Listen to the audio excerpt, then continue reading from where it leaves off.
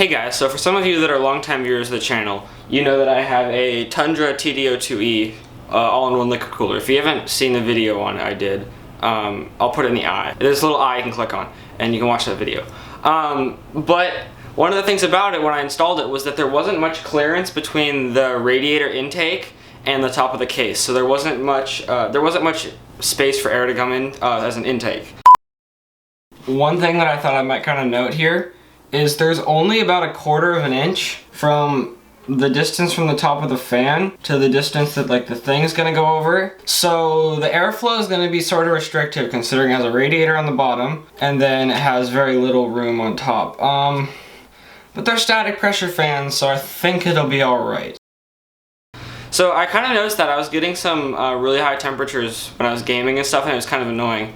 So I decided to do something about it. So I figured let's try to mod my case, put a larger opening on top. So I'm gonna add a vent to the top of it and add a grate, and see how much of a difference it makes in cooling performance. Technically the clips you're about to see I've already filmed, but we're just gonna act like they're gonna happen after this, just for the sake of the video. So I'm going to do some benchmarks before I do the modification, which technically I've already done the modification, but don't worry about that. Before I do the modification, and I'll show you the results from that, and then I'll do the modification, and then we'll run the tests again and see how much better our cooling performance is. So I'm kind of interested in how this is going to turn out. So let's get started.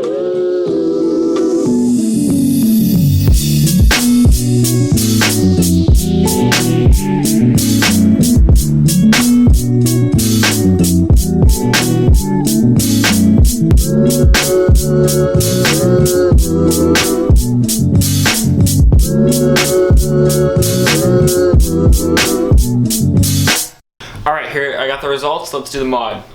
Go.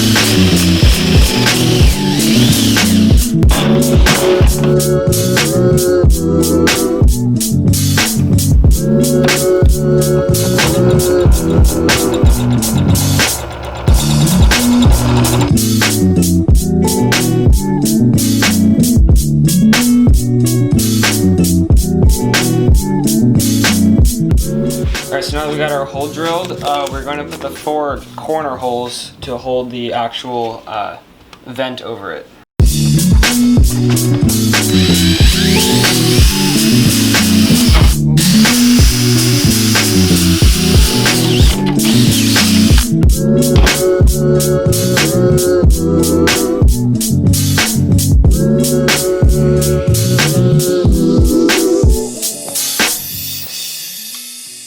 Alrighty, so we got our case back on top, and I've repeated the exact same test that I did before.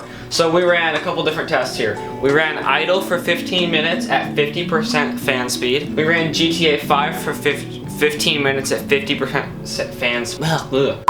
GTA 5 for 15 minutes at 50% fan speed. It's like a tongue twister. I had a 64 at 25, 50, 75, and 100% fan speed for 15 minutes each. And then I recorded the average temperature across all the cores. And so these were our results.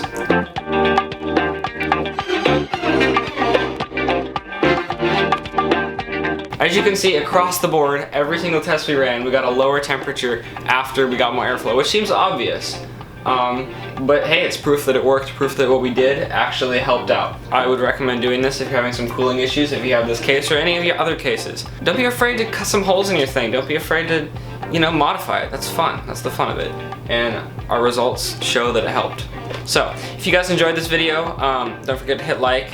If If you like the video, if you like the channel, you can subscribe. I don't mind if you do that. We just hit 4,000 subscribers. That's amazing. I did that. The channel growth is still awesome. It's been awesome. It's being awesome. So thank you guys for that. And I probably won't have a video for you guys next week. I'm going camping. I'll try, maybe I'll do a vlog, but we'll see. I don't know if I'll be able to upload it. So if I don't have a video for you guys next week, that's why. Anyway, thanks for watching, and I'll catch you in the next one. Alright, bye.